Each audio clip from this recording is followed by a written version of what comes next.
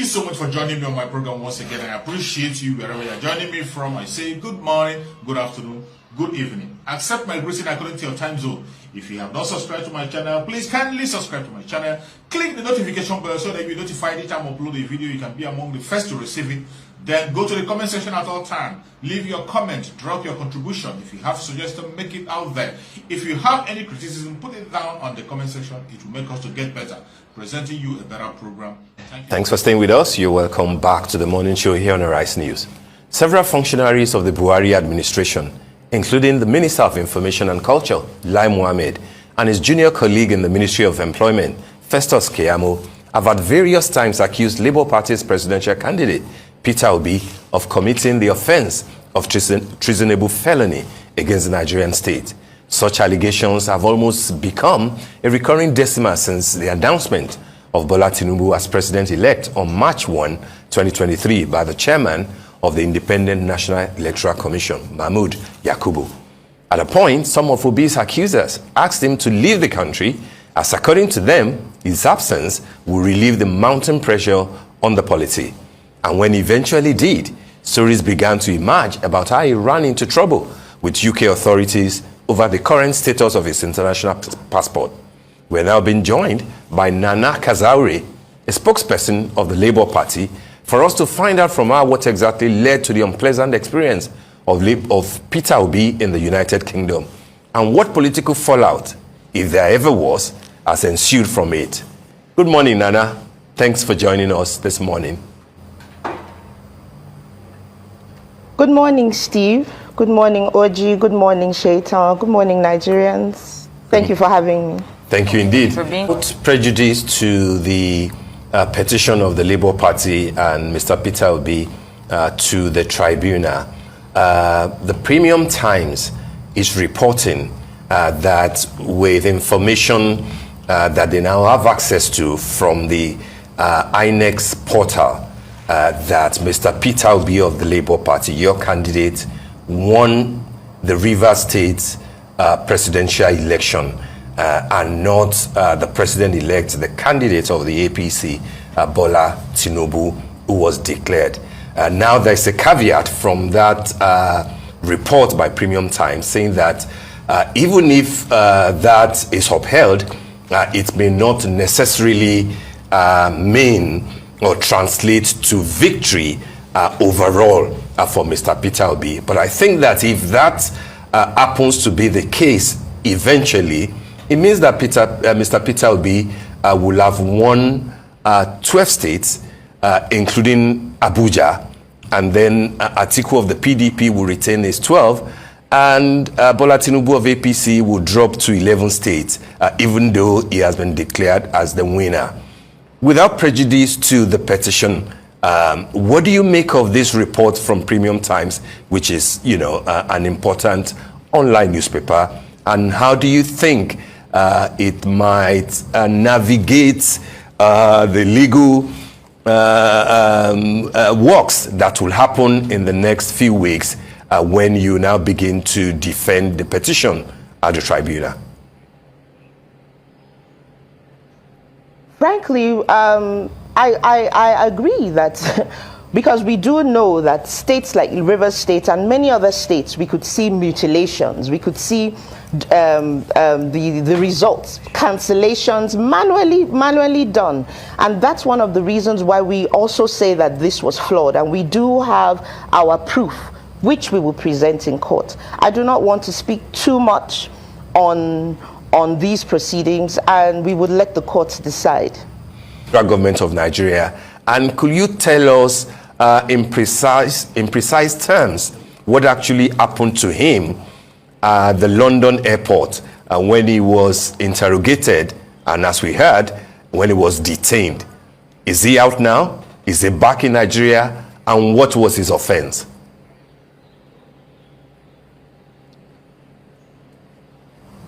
Okay, to shed any light, as far as we know, those questions, you should be asking the Nigerian government that question. They're the ones that have the answers to why his international passport, if at all, could have been cloned.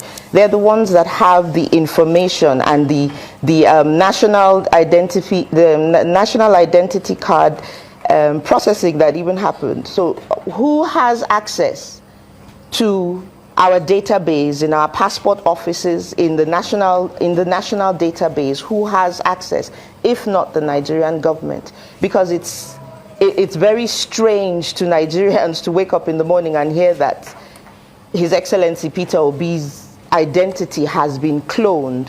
So that is, what word, for lack of a better word, that is a huge omission on our security. Who is able to breach Nigeria's security in such a manner?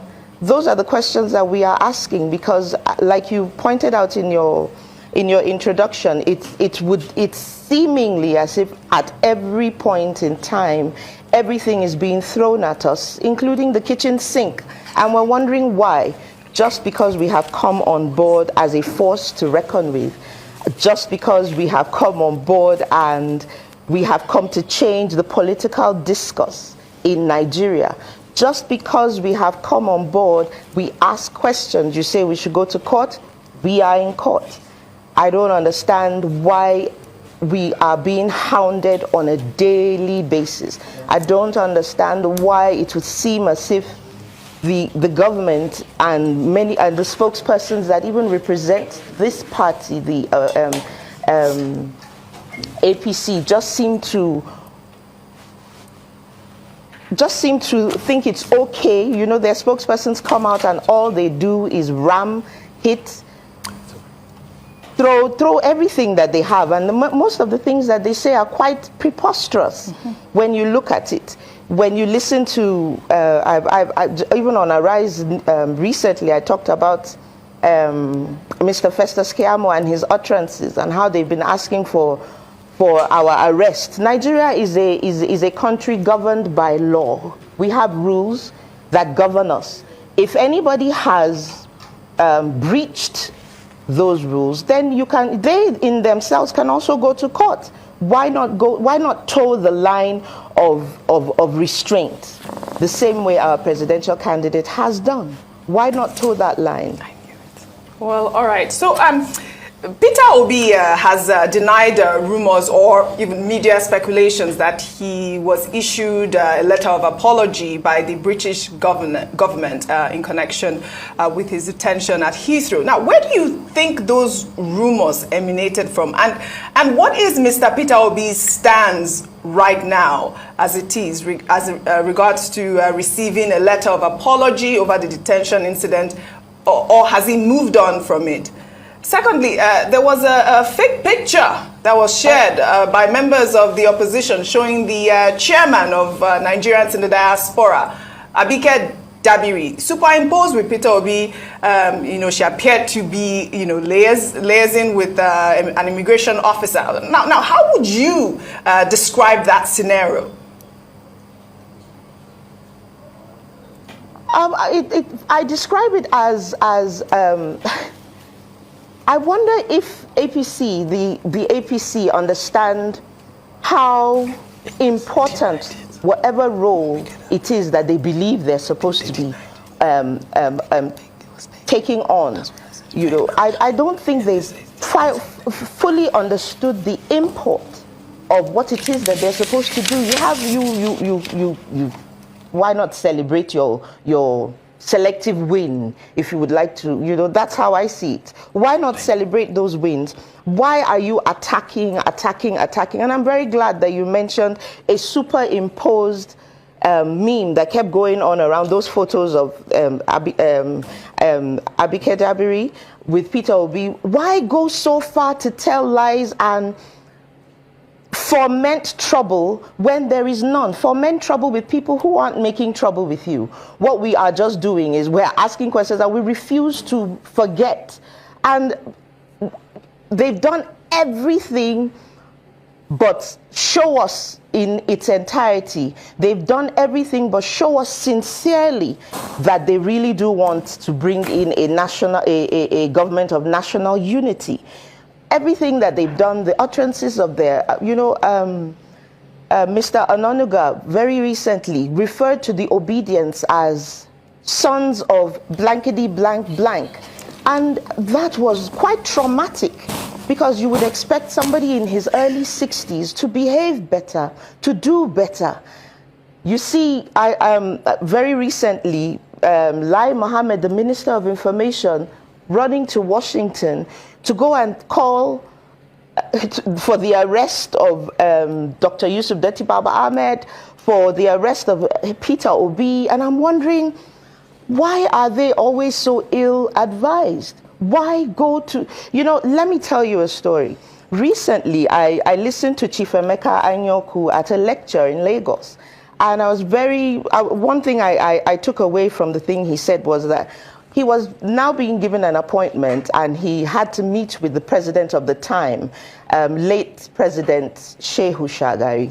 And he said that the president said to him, I hope, I know that you have been always speaking against my government, and and he said, let him take a leaf from Winston Churchill, where he said, Mr. Churchill said, every time he was abroad, away from home, he would always, restrain himself from speaking against his home government. He would not speak against the British government in any form or fashion. But every time he came back home and he was on British soil, he would now, make up for lost time. That's how a government should be run. How do you start running to the UK, to America, to go and start asking for the arrest, and that's where you give.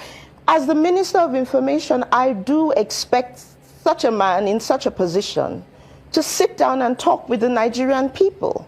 The time he used to get on a plane could have been used judiciously in Nigeria, on home soil, to speak to Nigerians, to say to Nigerians what it is they have to offer Nigerians as the Minister of Information, not to just go around and you claim somebody's being insightful, and you turn around and do exactly the same thing you accuse another person of. But has Mr. Peter Obi moved on from that particular incident? Do you think that he's still expecting an apology letter? Mr. Peter Obi is not somebody that holds grudges. He's been, even throughout the elections, he's been a very, very, very civil individual in speech, in action, in the ways that he does his own things. If I know Peter Obi very well, His Excellency Peter Obi, I want to believe that he has moved on from it. If there's anything to be held against, he's the sort of person that, he obeys the rule of law. And we always say that with a lot of pride. He's not a vindictive character in any shape or form. There's no rhyme or reason why, if the British authorities have good reason to have wanted to check his passport because somebody was cloning it or somebody had cloned it, I doubt if there'll be no reason why he won't move on from such an unfortunate incident. He's a great man. He's a good man. Well, there seems to be a lot of crisis going on right now within the Labour Party.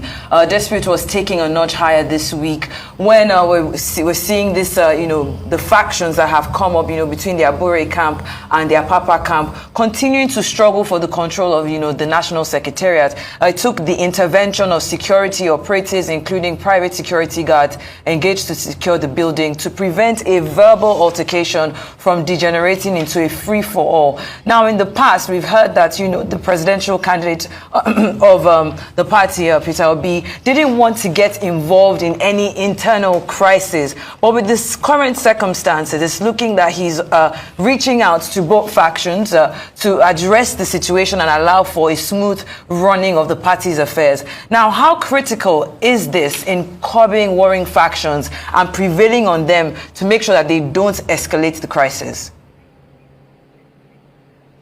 It's important, very, very critical at this point, because it's clear that these other factions are being sponsored.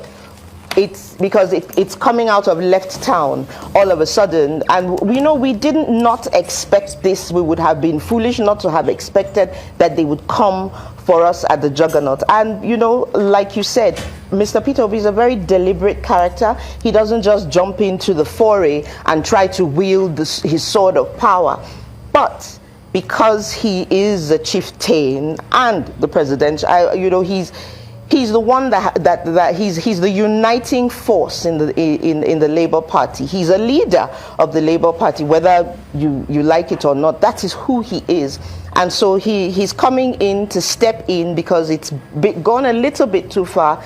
Is very timely, and let's wait and see. But we do know that these factions that are coming in have been sponsored by our detractors, and we will not be distracted. We will not be distracted. All right, then. Thank you so much for being here on Today on the Morning Show.